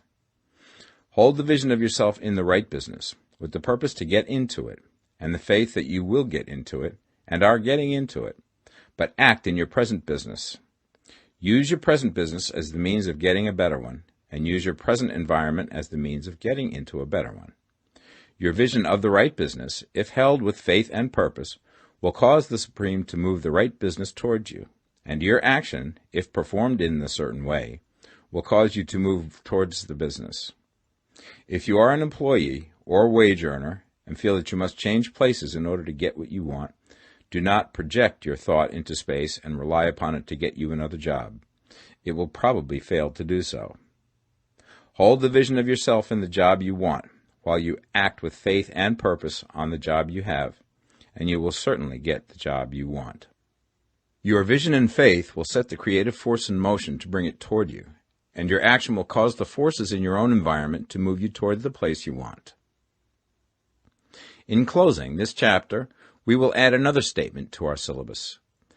There is the thinking stuff from which all things are made, and which, in its original state, permeates, penetrates, and fills the interspaces of the universe. A thought in this substance produces the thing that is imaged by the thought. Man can form things in his thought, and, by impressing his thought upon formless substance, can cause the thing he thinks about to be created. In order to do this, man must pass from the competitive to the creative mind. He must form a clear mental picture of the thing he wants, and hold this picture in his thoughts with the fixed purpose to get what he wants, and the unwavering faith that he does get what he wants, closing his mind to all that may tend to shake his purpose, dim his vision, or quench his faith. That he may receive what he wants when it comes, man must act now upon the people and things in his present environment. Chapter 12. Efficient Action. You must use your thought as directed in previous chapters and begin to do what you can do where you are, and you must do all that you can do where you are. You can advance only by being larger than your present place, and no man is larger than his present place who leaves undone any of the work pertaining to that place. The world is advanced only by those who more than fill their present places. If no man quite filled his present place, you can see that there must be a going backward in everything. Those who do not quite fill their present places are dead weight upon society, government, commerce, and industry. They must be carried along by others at a great expense. The progress of the world is retarded only by those who do not fill the places they are holding. They belong to a former age and a lower stage or plane of life, and their tendency is towards degeneration. No society could advance if every man was smaller than his place. Social evolution is guided by the law of physical and mental evolution. In the animal world, evolution is caused by excess of life. When an organism has more life than can be expressed in the function of its own plane, it develops the organs of a higher plane, and a new species is originated. There never would have been new species had there not been organisms which more than filled their places. The law is exactly the same for you. Your getting rich depends upon your applying this principle to your own affairs. Every day is either a successful day or a day of failure, and it is the successful days which get you what you want. If every day is a failure, you can never get rich, while if every day is a success, you cannot fail to get rich. If there is something that may be done today, and you do not do it, you have failed in so far as that thing is concerned, and the consequences may be more disastrous than you imagine. You cannot foresee the results of even the most trivial act.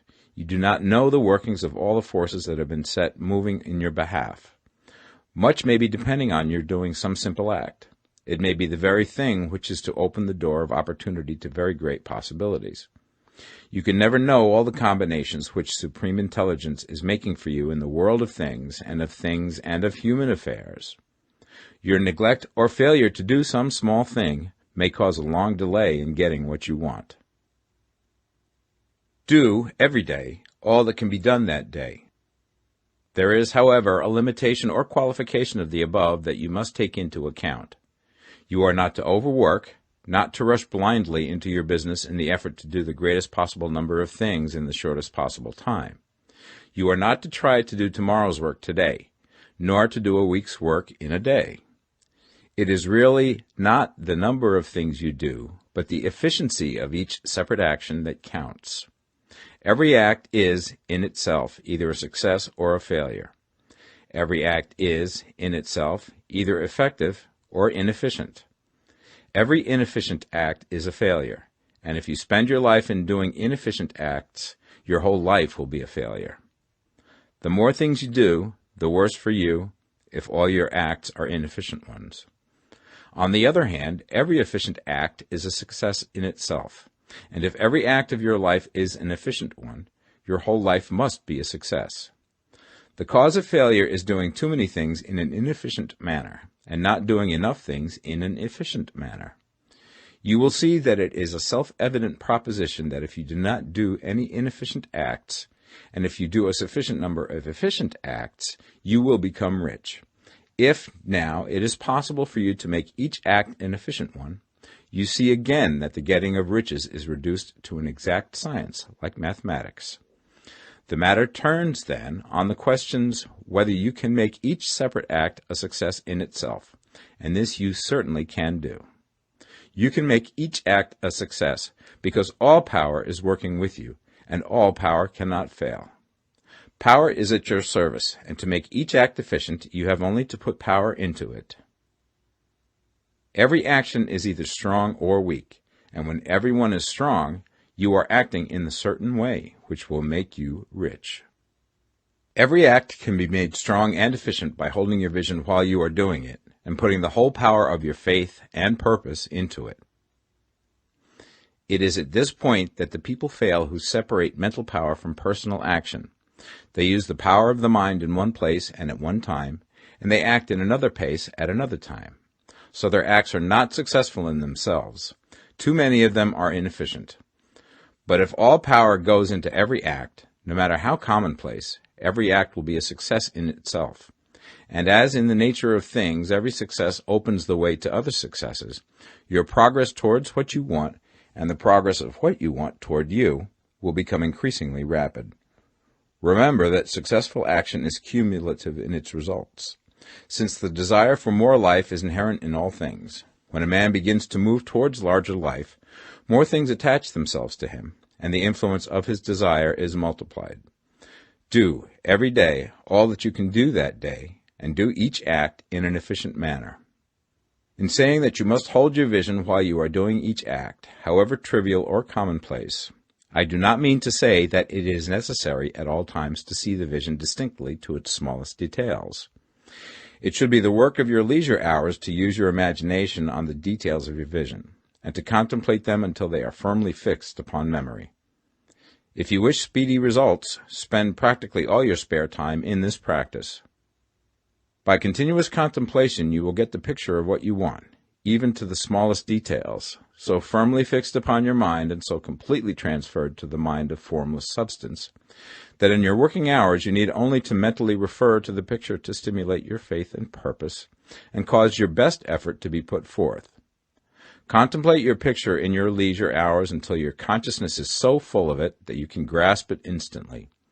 You will become so enthused with its bright promises that the mere thought of it will call forth the strongest energies of your whole being. Let us again repeat our syllabus, and by slightly changing the closing statements, bring it to the point we have now reached.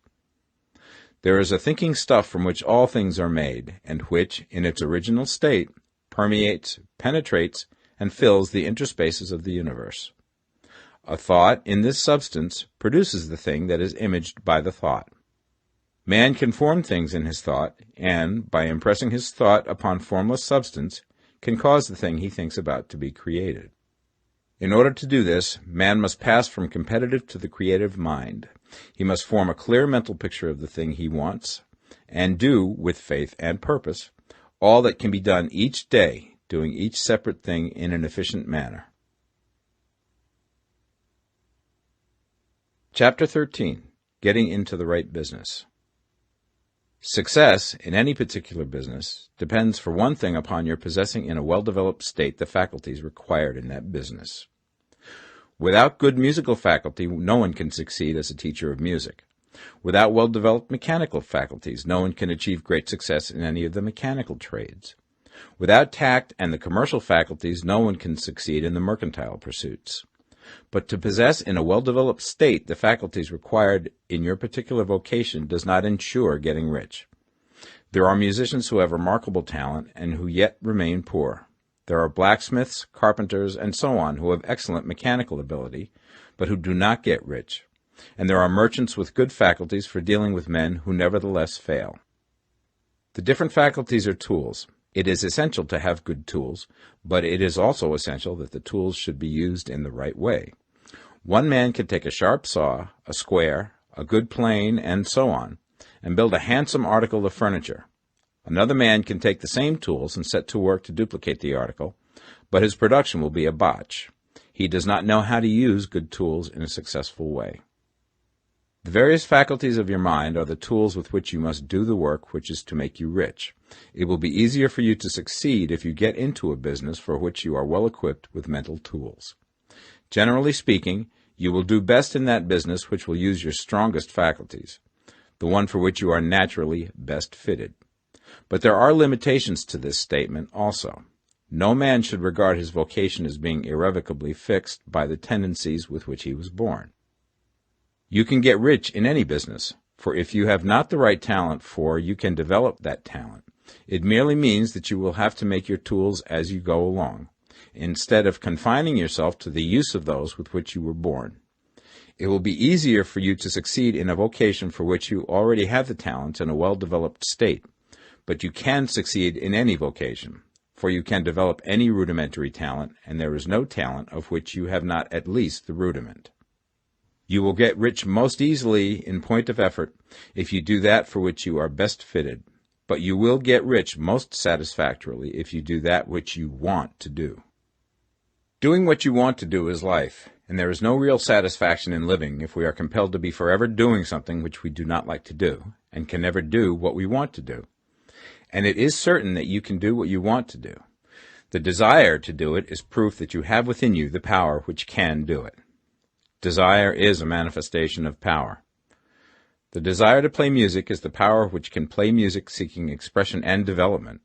The desire to invent mechanical devices is the mechanical talent seeking expression and development. When there is no power, either developed or undeveloped, to do a thing, there is never any desire to do that thing. And where there is strong desire to do a thing, it is certain proof that the power to do it is strong, and only requires to be developed and applied in the right way. All things else being equal, it is best to select the business for which you have the best developed talent. But if you have a strong desire to engage in any particular line of work, you should select that work as the ultimate end at which you aim.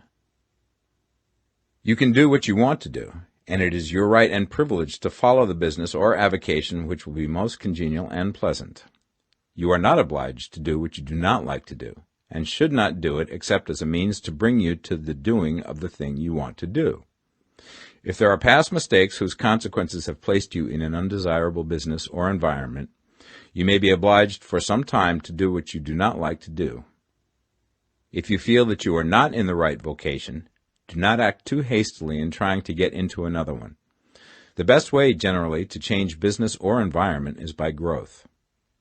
Do not be afraid to make a sudden and radical change if the opportunity is presented, and you feel, after careful consideration, that it is the right opportunity. But never take sudden or radical action when you are in doubt as to the wisdom of doing so.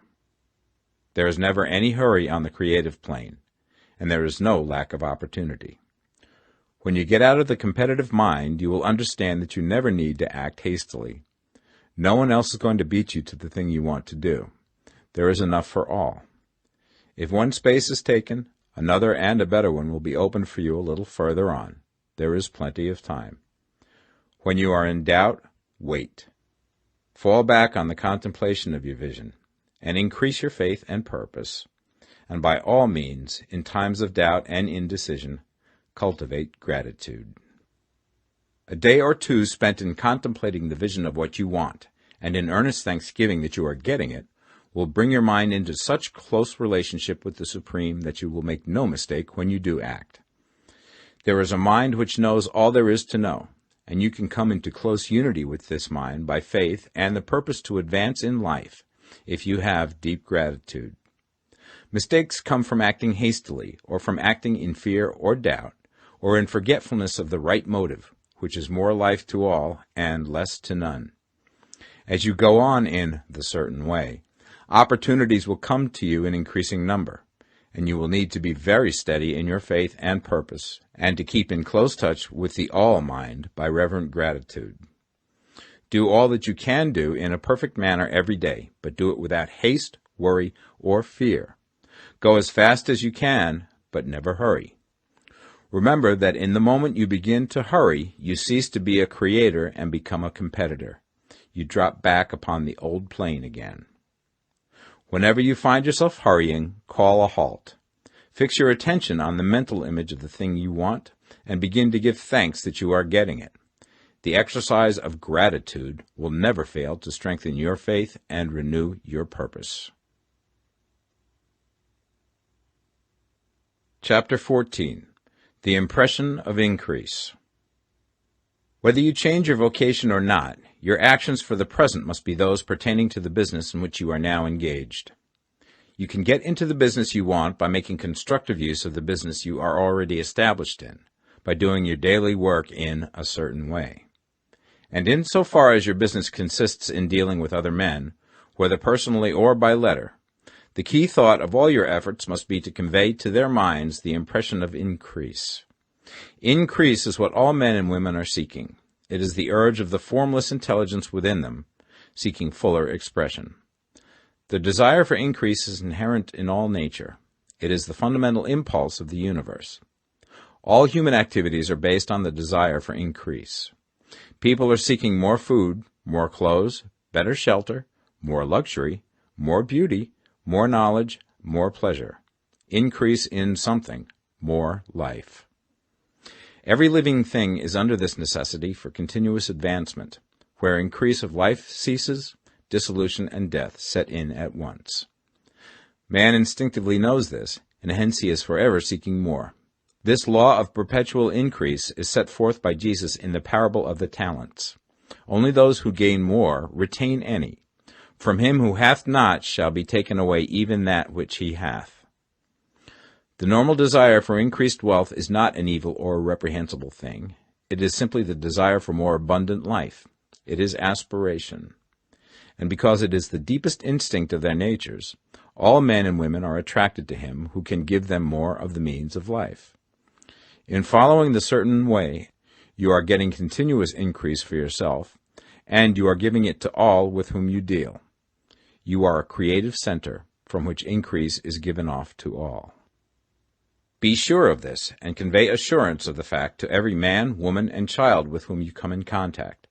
No matter how small the transaction, even if it be only the selling of a stick of candy to a little child, put into it the thought of increase, and make sure that the customer is impressed with the thought. Convey the impression of advancement with everything you do, so that all people shall receive the impression that you are an advancing man, and that you advance all who deal with you. Even to the people whom you meet in a social way, without any thought of business, and to whom you do not try to sell anything, give the thought of increase. You can convey this impression by holding the unshakable faith that you, yourself, are in the way of increase, and by letting this faith inspire, fill, and permeate every action. Do everything that you do in the firm conviction that you are an advancing personality, and that you are giving advancement to everybody.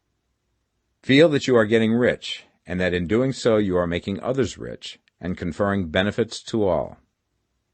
Do not boast or brag of your success, or talk about it unnecessarily. True faith is never boastful. Wherever you find a boastful person, you find one who is secretly doubtful and afraid. Simply feel the faith, and let it work out in every transaction. Let every act and tone and look express the quiet assurance that you are getting rich, that you are already rich.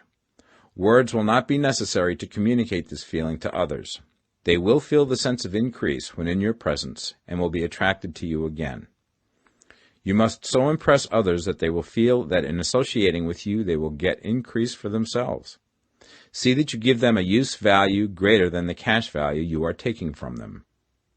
Take an honest pride in doing this, and let everybody know it, and you will have no lack of customers. People will go where they are given increase, and the Supreme, which desires increase in all, and which knows all, will move towards you men and women who have never heard of you. Your business will increase rapidly, and you will be surprised at the unexpected benefits which will come to you. You will be able from day to day to make larger combinations, secure greater advantages, and to go on into a more congenial vocation if you desire to do so. You must never lose sight of your vision of what you want, or your faith and purpose to get what you want. Let me here give you another word of caution in regards to motives. Beware of the insidious temptation to seek for power over other men. Nothing is so pleasant to the unformed or partially developed mind as the exercise of power or dominion over others. The desire to rule for selfish gratification has been the curse of the world. For countless ages, kings and lords have drenched the earth with blood in their battles to extend their dominions. This not to seek more life for all, but to get more power for themselves. Today, the main motive in the business and industrial world is the same. Men marshal their armies of dollars and lay waste the lives and hearts of millions in the same mad scramble for power over others. Commercial kings, like political kings, are inspired by the lust for power. Jesus saw in this desire for mastery the moving impulse of that evil world he sought to overthrow. Read the 23rd chapter of Matthew and see how he pictures the lust of the Pharisees to be called master, to sit in the high places, to domineer over others, and to lay burdens on the backs of the less fortunate. And note how he compares this lust for dominion with the brotherly seeking for the common good to which he calls his disciples.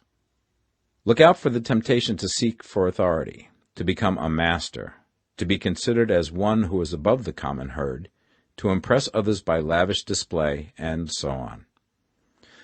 The mind that seeks for mastery over others is the competitive mind, and the competitive mind is not the creative one.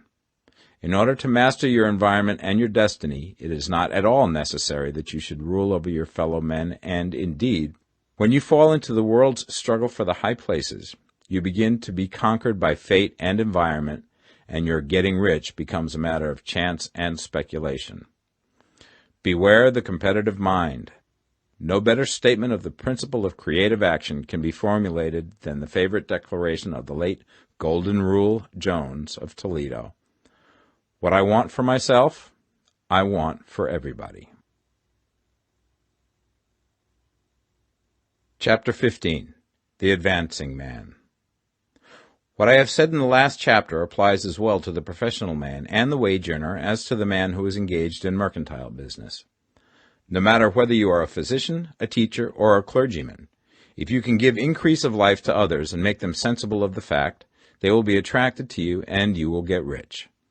The physician who holds the vision of himself as a great and successful healer, and who works towards the complete realization of that vision with faith and purpose, as described in former chapters, will come into such close touch with the source of life that he will be phenomenally successful. Patients will come to him in throngs. No one has a greater opportunity to carry into effect the teaching of this book than the practitioner of medicine. It does not matter to which of the various schools he may belong, for the principle of healing is common to all of them, and may be reached by all alike. The advancing man in medicine, who holds to a clear mental image of himself as successful, and who obeys the laws of faith, purpose, and gratitude, will cure every curable disease he undertakes, no matter what remedies he may use. In the field of religion, the world cries out for the clergyman who can teach his hearers the true science of abundant life. He who masters the details of the science of getting rich, together with the allied sciences of being well, of being great, and of winning love, and who teaches these details from the pulpit, will never lack for a congregation. This is the gospel that the world needs. It will give increase of life, and men will hear it gladly, and will give liberal support to the man who brings it to them. What is now needed is a demonstration of the science of life from the pulpit. We want preachers who can not only tell us how, but who, in their own persons, will show us how. We need the preacher who will himself be rich, healthy, great, and beloved, to teach us how to attain to these things, and when he comes, he will find a numerous and loyal following. The same is true of the teacher who can inspire the children with the faith and purpose of the advancing life. He will never be out of a job, and any teacher who has this faith and purpose can give it to his pupils. He cannot help giving it to them if it is part of his own life and practice. What is true of the teacher, preacher, and physician is true of the lawyer, dentist, real estate man, insurance agent, of everybody. The combined mental and personal action I have described is infallible. It cannot fail. Every man and woman who follows these instructions steadily, perseveringly, and to the letter will get rich. The law of the increase of life is as mathematically certain in its operation as the law of gravitation. Getting rich is an exact science. The wage earner will find this as true of his case as of any others mentioned.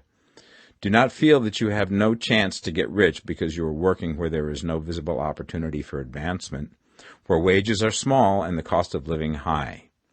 Form your clear mental vision of what you want and begin to act with faith and purpose. Do the work that you can do every day and do each piece of work in a perfectly successful manner. Put the power of success and the purpose to get rich into everything that you do. But do not do this merely with the idea of currying favor with your employer in the hopes that he or those above you will see your good work and advance you. It is not likely that they will do so. The man who is merely a good workman, filling his place to the very best of his ability, and satisfied with that, is valuable to his employer, and it is not to the employer's interest to promote him. He is worth more where he is. To secure advancement, something more is necessary than to be too large for your place. The man who is certain to advance is the one who is too big for his place, and who has a clear concept of what he wants to be, who knows that he can become what he wants to be, and who is determined to be what he wants to be. Do not try to more than fill your present place with a view to pleasing your employer. Do it with the idea of advancing yourself. Hold the faith and purpose of increase during work hours, after work hours, and before work hours. Hold it in such a way that every person who comes in contact with you, whether foreman, fellow workman, or social acquaintance, will feel the power of purpose radiating from you, so that everyone will get the sense of advancement and increase from you.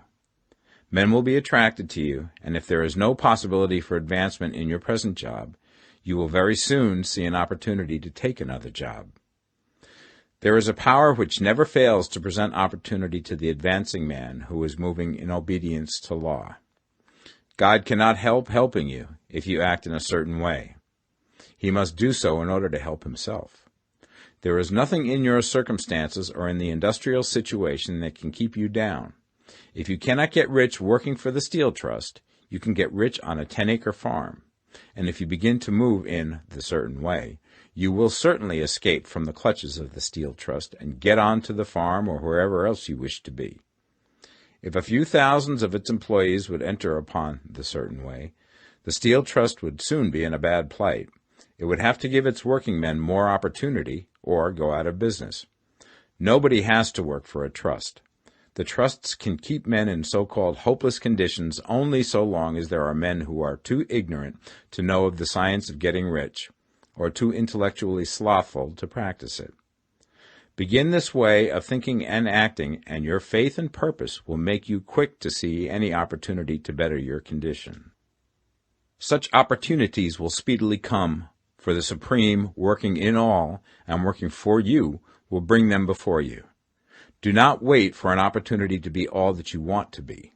When an opportunity to be more than you are now is presented, and you feel impelled toward it, take it. It will be the first step towards a greater opportunity. There is no such thing possible in this universe as a lack of opportunities for the man who is living the advancing life. It is inherent in the constitution of the cosmos that all things shall be for him and work together for his good, and he must certainly get rich if he acts and thinks in the certain way. So let wage-earning men and women study this book with great care, and enter with confidence upon the course of action it prescribes. It will not fail. Chapter 16. Some Cautions and Concluding Observations. Many people will scoff at the idea that there is an exact science of getting rich. Holding the impression that the supply of wealth is limited, they will insist that social and governmental institutions must be changed before even any considerable number of people can acquire a competence. But this is not true. It is true that existing governments keep the masses in poverty, but this is because the masses do not think and act in the certain way. If the masses begin to move forward as suggested in this book, neither governments nor industrial systems can check them. All systems must be modified to accommodate the forward movement. If the people have the advancing mind, have the faith that they can become rich, and move forward with the fixed purpose to become rich, nothing can possibly keep them in poverty. Individuals may enter upon the certain way at any time and under any government, and may make themselves rich. And when any considerable number of individuals do so under any government, they will cause the system to be so modified as to open the way for others. The more men who get rich on the competitive plane, the worse for others. The more who get rich on the creative plane, the better for others. The economic salvation of the masses can only be accomplished by getting a large number of people to practice the scientific method set down in this book and become rich. These will show others the way and inspire them with a desire for real life, with the faith it can be attained, and with the purpose to attain it.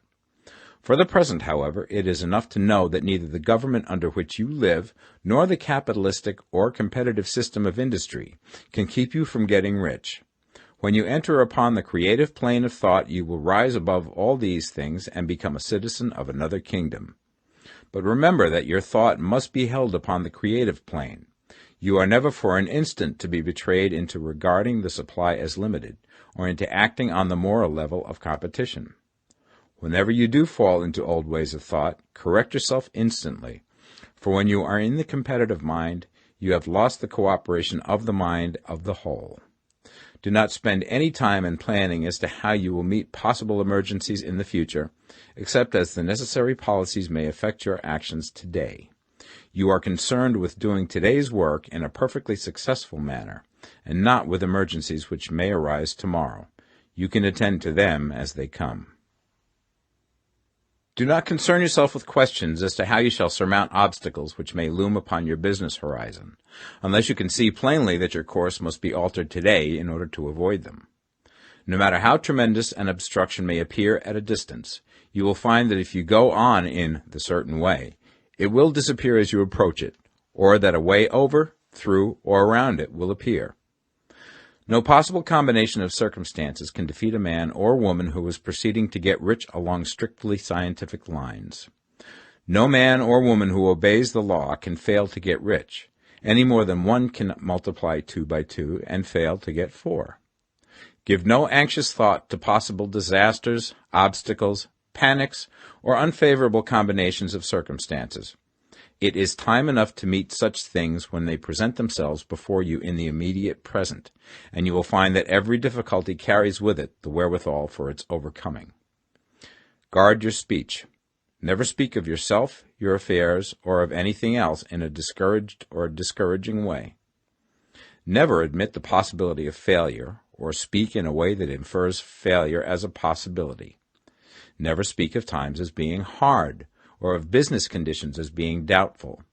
Times may be hard and business doubtful for those who are on the competitive plane, but they can never be so for you. You can create what you want, and you are above fear.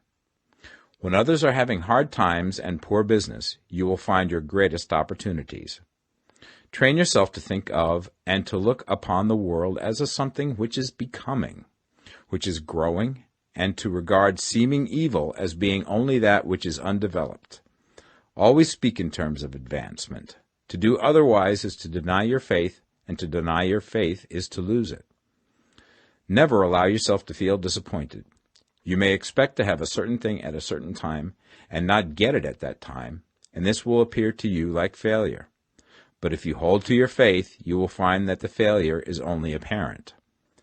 Go on in the certain way, and if you do not receive that thing, you will receive something so much better that you will see that the seeming failure was really a great success. A student of this science had set his mind on making a certain business combination which seemed to him at the time to be very desirable, and he worked for some weeks to bring it about. When the crucial time came, the thing failed in a perfectly inexplicable way.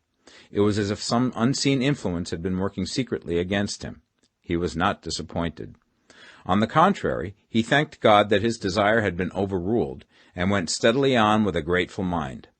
In a few weeks an opportunity so much better came his way that he would not have made the first deal on any account, and he saw that a mind which knew more than he knew had prevented him from losing the greater good by entangling himself with the lesser. That is the way every seeming failure will work out for you, if you keep your faith, hold to your purpose, have gratitude, and do, every day, all that can be done that day, doing each separate act in a successful manner. When you make a failure, it is because you have not asked for enough.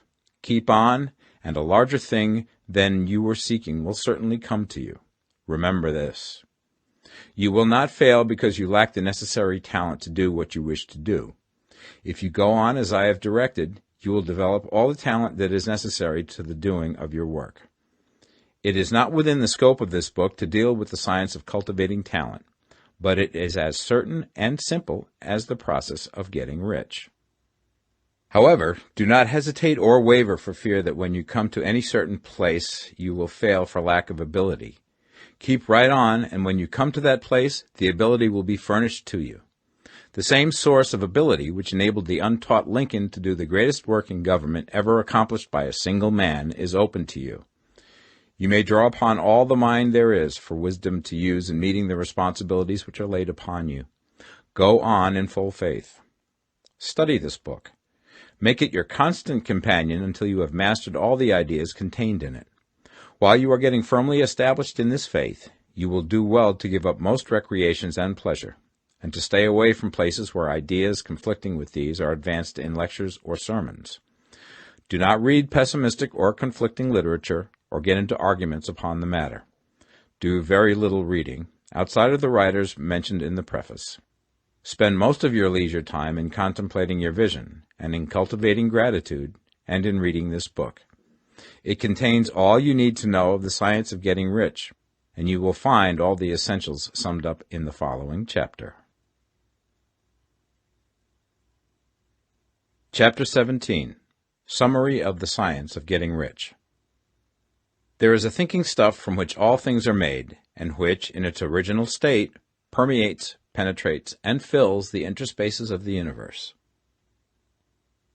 A thought in this substance produces the thing that is imaged by the thought.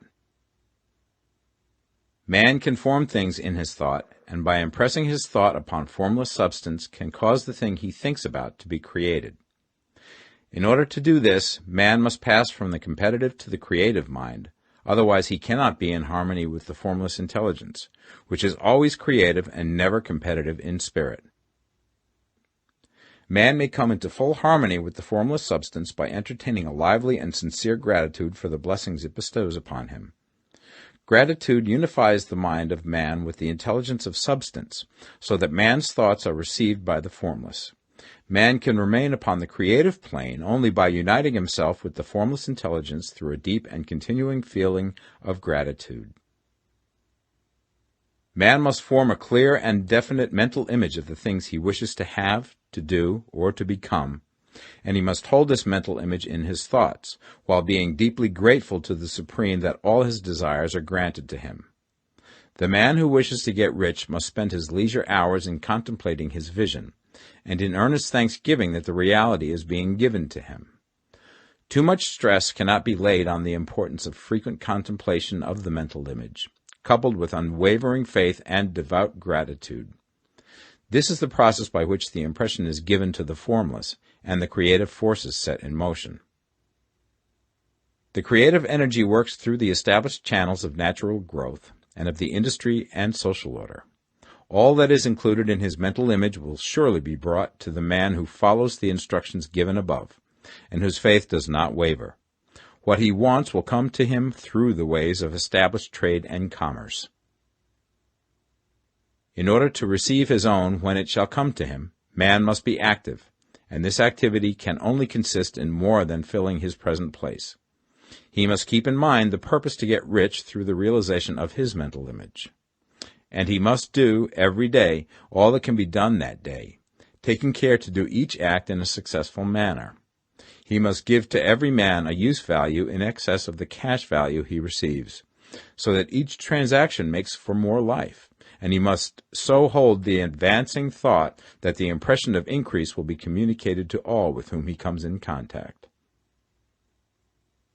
The men and women who practice the foregoing instructions will certainly get rich, and the riches they receive will be in exact proportion to the definiteness of their vision, the fixity of their purpose, the steadiness of their faith, and the depth of their gratitude.